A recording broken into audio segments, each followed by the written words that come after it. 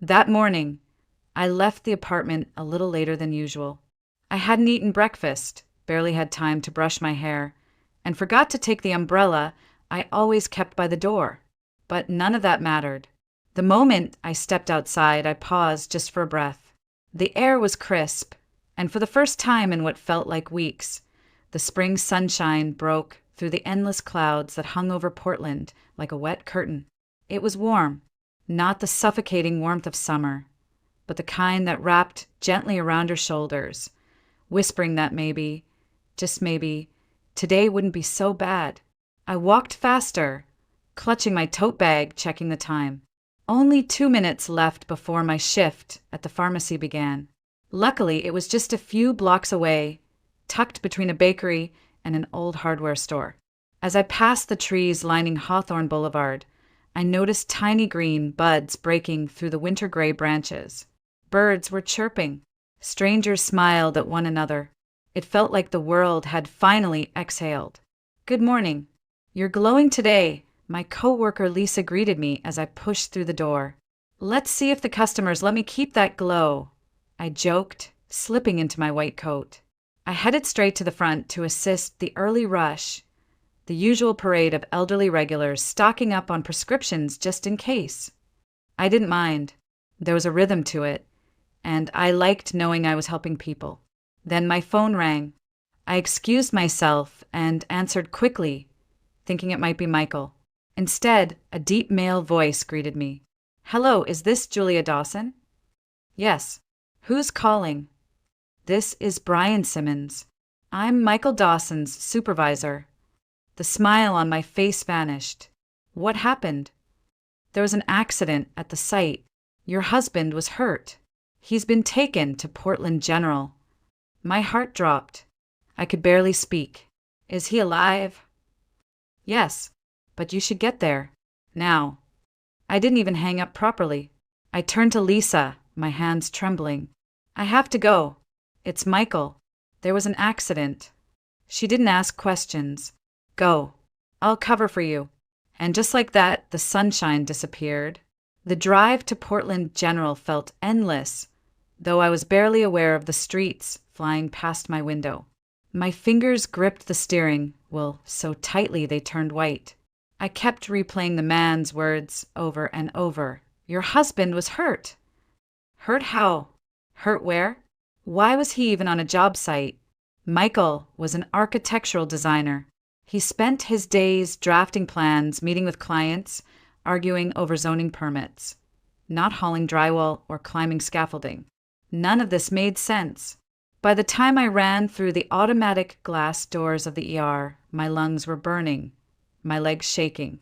At the reception desk, I barely managed to say my husband's name. "Michael Dawson. I think he was brought in just now." The nurse nodded. "He's in surgery.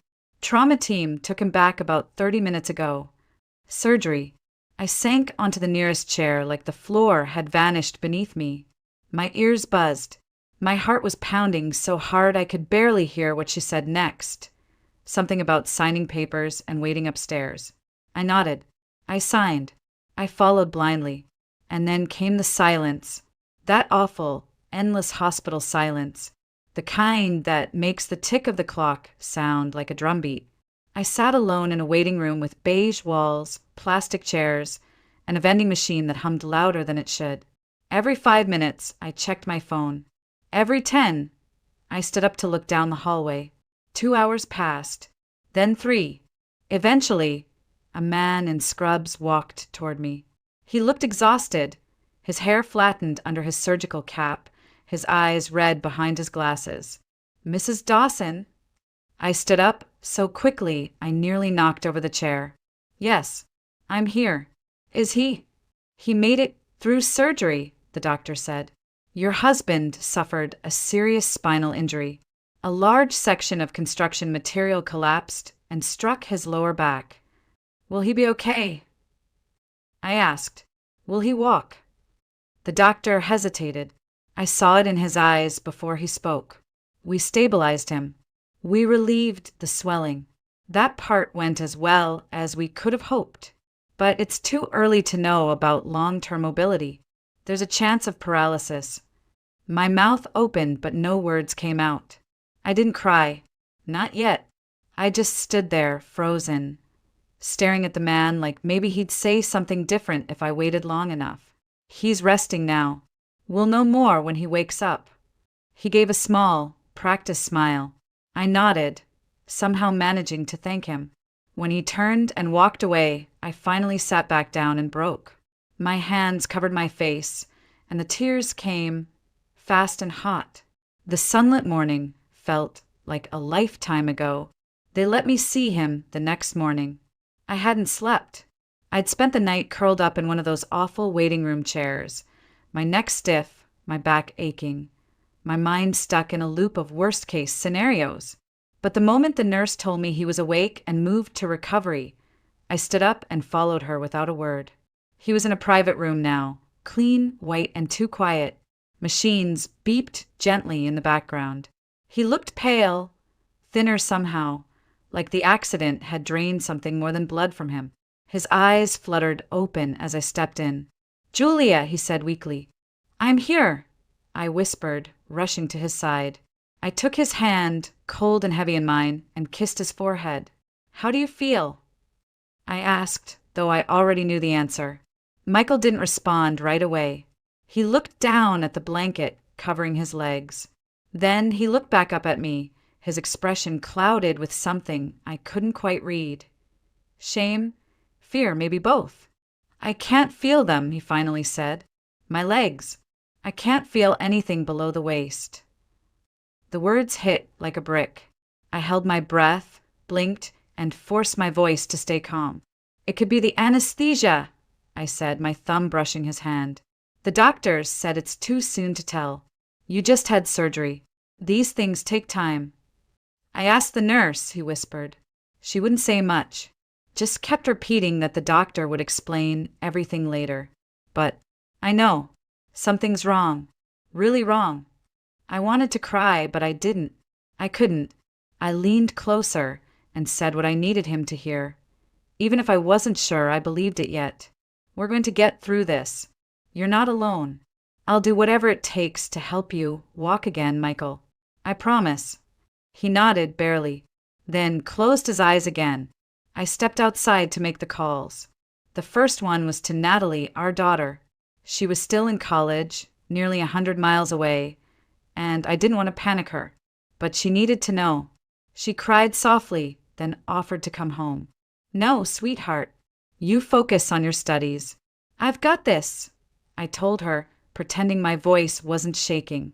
The second call was harder. Agnes. The moment I explained what had happened, her voice sharpened. "I'll be on the next bus. Someone needs to take care of my son." I tried to protest, but it was useless. She was coming. At exactly 7 a.m. the next morning, the doorbell rang. I opened the door still in my robe, hair damp from a half-finished shower, and there she was, Agnes Dawson, standing tall with a suitcase in one hand and a garment bag in the other, like she was checking in for an extended stay at a hotel. I took the earliest Greyhound," she said without greeting. "He needs me." Before I could say a word, she brushed past me into the apartment, her perfume trailing behind like a warning. She dropped her bags by the hallway closet and began scanning the living room with a disapproving frown, as if sizing up all the ways I'd failed since the last time she visited. "I'll take the guest room," she announced. "Or rather, that couch, since you never thought to have a proper space ready." I bit my tongue. "Can I make you some coffee?" "No need. I brought my own grounds. Yours is too weak." I forced a smile, nodding like this wasn't already unbearable. By mid-morning, I'd called the pharmacy and requested a few days off. My manager was understanding, thank God. I didn't tell her the real reason wasn't just Michael's condition, but that I suddenly had to manage a second patient, one who didn't take kindly to silence or boundaries. At the hospital, Agnes transformed. She marched into Michael's room like a general inspecting her troops, smoothing his blanket, adjusting his fur, scolding the nurses for not answering call buttons fast enough. Within an hour, She had memorized the names of the entire floor staff and barked them like orders. "This mattress is too firm. My son has a spinal injury, not a paper cut," she snapped at one poor aide. I tried to step in to soften the edges, but it was like chasing a storm with a broom. Every time I spoke, she countered. Every suggestion I made, she rephrased it louder, as if it were her idea all along. Michael lay there, silent, eyes bouncing between us like a man watching a tennis match he never wanted to attend. He never intervened. Maybe he didn't have the energy, or maybe he didn't want to choose sides.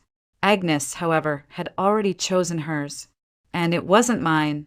Watching Agnes command the nurses and reposition Michael's pillow for the third time in 5 minutes, I felt that old, familiar tension crawl back into my chest, the kind that never really left, just buried itself under years of forced smiles and swallowed retorts.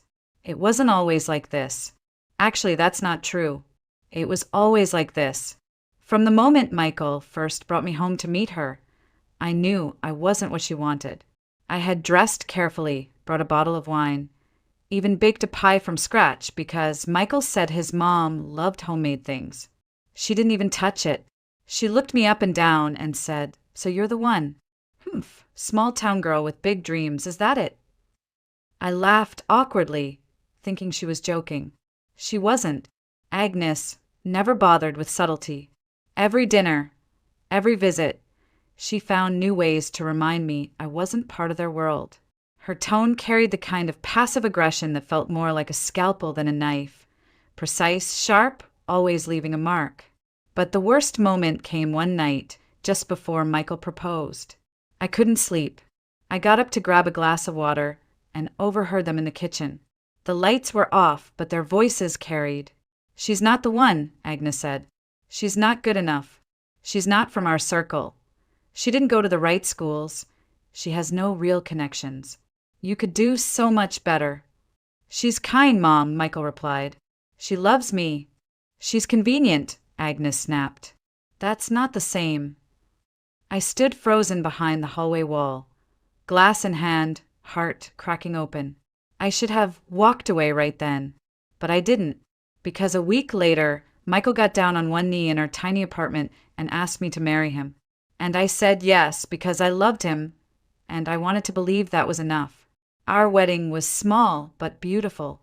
Friends, a few coworkers, and yes, Agnes.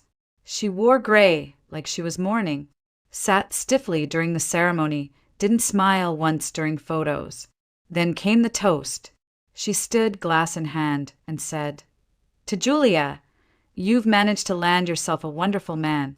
He's loyal, hardworking, and far more generous than most. And to Michael, well, sweetheart, I always hoped you'd end up with someone extraordinary.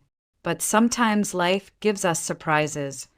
People laughed awkwardly. I held my breath and smiled through it, because that's what you do when your mother-in-law publicly tells a room full of people that her son settled. The days blurred into each other. I ran back and forth between the hospital and home, cooking, cleaning, doing laundry, managing calls from the pharmacy, and trying to keep my voice steady when talking to Natalie so she wouldn't worry.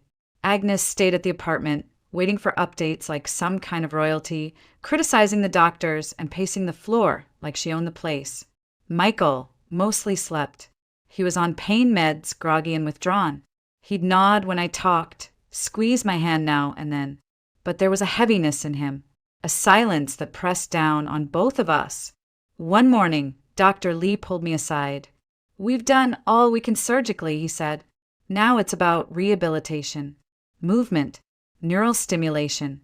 I'd like to recommend someone, Arthur Blake. He's a private physical therapist, but he's worked miracles in cases like your husband's."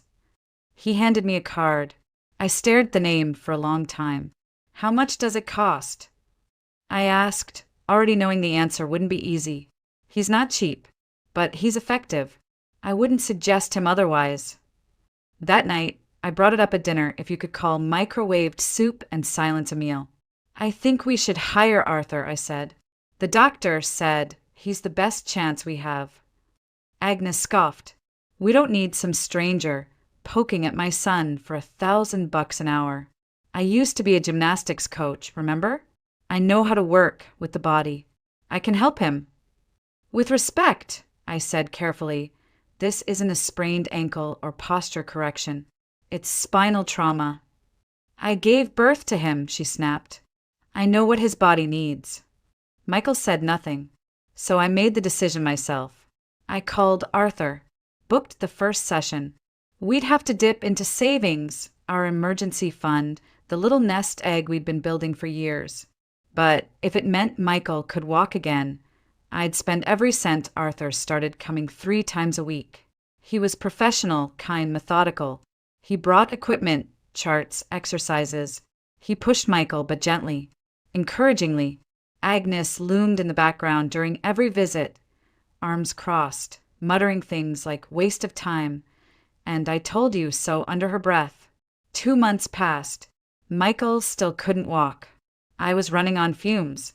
Between the hospital trips, managing the apartment, covering bills, stretching whatever was left in our savings, and keeping up appearances at work, I was crumbling. I'd lost weight without trying. My eyes stung constantly from lack of sleep. My back ached every time I bent down to tie my shoes. And still it was never enough. Agnes had become a permanent fixture in our home. Hovering, judging, nitpicking everything I did. You forgot to fold the towels the right way. You overcooked the rice. Your tone was too sharp with the nurse. Every word from her felt like a mosquito bite, small but relentless. And Michael, he barely spoke anymore. He didn't ask how I was. Didn't ask about Natalie. Didn't notice when I stayed late at the pharmacy just to have a few minutes of silence before coming home. Then one afternoon, while changing the bed sheets, I bent down to tuck the corner of the blanket and noticed something sticking out from under the bed. I reached for it, and my fingers closed around a glass bottle. Whiskey, half empty. I froze. My breath caught in my chest. Michael didn't even like whiskey, at least he hadn't before. My hands were shaking when I walked into the living room, holding it out. "What is this?" I asked. Michael didn't look surprised, just tired. "Helps with the pain. There's medication for that. Prescribed. Monitored. It's not enough." I swallowed hard. "You're drinking alone. Lying about it. Hiding it from me. That's not just about pain, Michael." He looked away. I stood there, heart pounding, and for the first time, I let myself say the thing I'd been avoiding. If you keep going down this path, I can't do this anymore. I won't stand by and watch you destroy yourself. I love you, but I won't drown with you. If something doesn't change, maybe we need time apart. There was a long silence. Then Agnes's voice cut through the air like a whip. "So that's it? You're giving up? Leaving him now when he needs you most? What kind of wife walks out on her husband when he's down?" I turned slowly toward her. "The kind who's been holding everything together while he gave up," I said. But even as the words left my mouth, I wasn't sure if I was angry or just heartbroken. A few days after the whiskey incident, Dr. Lee pulled me aside again. His expression was gentle but firm. The way people look at you when they're about to tell you something you won't want to hear. "We've made good progress with therapy," he said. "But to truly restore function, Michael may need spinal stabilization surgery. It's not guaranteed to work, but without it, his chances of walking again are slim." I felt my stomach twist. "Will insurance cover it?" He hesitated. "Not entirely. And the specialists involved, the post-op care, the inpatient rehab, it adds up quickly. I just wanted to be honest with you." He gave me a folder with referrals and estimated costs. I thanked him, smiled politely, then went straight to the stairwell and cried until my chest hurt. We didn't have that kind of money. Not anymore. That night, after Michael had gone to bed and Agnes was holed up in the guest room watching reruns on her tablet, I sat alone at the kitchen table and made a list. Expenses, bills, what was left in our savings. It didn't add up. So I did what I had to do. I started looking for a second job. Not something big, just something quiet, part-time. A few hours in the evenings, maybe weekends. I didn't care what it was, cleaning, stocking shelves. anything that paid in cash or weekly checks. At the pharmacy the next day, during my lunch break, a woman rushed in asking for painkillers. I handed her the bottle, and as she looked up to say thank you, we both froze. "Julia," she said, lowering her sunglasses, "is that you?" It took me a second. Then I saw it. Behind the sleek blonde hair and designer blazer was Ina Harper. We went to high school together. She used to be the quiet girl with freckles and braces. Now she looked like she ran half the city. "Oh my God, I can't believe this," she said. "You still live in Portland." We talked for a minute before my break ended. She asked about Michael, and I gave her the edited version. Then she surprised me. "I manage a boutique hotel downtown. We've been having turnover with our cleaning staff. It's not glamorous, but the pay's decent and the hours are flexible. Interested?" I nodded before she even finished. "I am. I really am." "Great. Come in tomorrow. I'll show you around." I didn't tell Michael or Agnes. I just packed my sneakers, changed into scrubs after my pharmacy shift, and started working both jobs. Because if no one else was going to save him, I would. It was my 10th straight day without a break. I'd clocked out of the pharmacy at 4 p.m., changed in the staff bathroom, grabbed a granola bar, and headed straight to the hotel. My feet ached, my lower back was screaming, and I still had 6 rooms to clean before I could even think about rest. Ina had texted earlier, "You're on 3rd floor, detail tonight. 307 through 312. The 3rd floor was always the worst. Business travelers, expensive rooms, twice the mess. But I didn't complain. I needed the hours. Room 310 was near the end of the hall. I knocked twice, waited, then swiped the keycard. "Housekeeping," I called out. No answer. I stepped inside, dragging the cart behind me, ready to do the usual. Strip the bed, empty trash, check the minibar. But I stopped cold. There, standing near the window, was Michael, my husband, on his feet, not in a wheelchair, not struggling, not holding on to anything, standing, walking, moving with ease. And he wasn't alone. A young woman, blonde, maybe mid-20s, legs like a model and wearing a silk robe, had her arms draped around his shoulders. She was laughing. He was smiling. Their faces were inches apart. Neither of them noticed me right away. I was frozen in the doorway, gripping the handle of the cart like it could hold me upright. For a second, I thought I might be dreaming, hallucinating. Then Michael turned. His smile disappeared. "Julia!" My name and his voice snapped me back. I didn't speak, didn't scream, didn't throw anything. I just turned around and walked out. Fast. My breath caught in my throat, my chest tightening with each step. I didn't want him to see me cry. I didn't want to give him that. The elevator took too long, so I ran down the stairs, out through the lobby, into the street. It was dark now. The air was colder than I remembered. And just like that, the worst night of my life began. I didn't get far, just a block down the street before I heard him behind me. His voice calling my name, his footsteps growing louder, faster. "Julia, wait. Please wait." I stopped, not because I wanted to, but because I needed to hear what kind of lie he was about to sell me this time. He jogged up beside me, slightly breathless but very much functional. No cane, no brace, no limp, just a man who had been pretending to be broken. "Please," he said again, "it's not what you think." I stared at him. "Really? Because it looks a lot like you walking just fine in a hotel room with another woman wrapped around you." He raised both hands like a cop defusing a standoff. Okay, I know how it looks. But it wasn't, God, it wasn't about her." I laughed. Short, bitter. "She's not the point."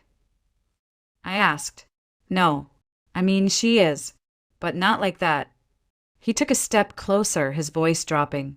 I needed to know. If you'd still love me. If you'd stay.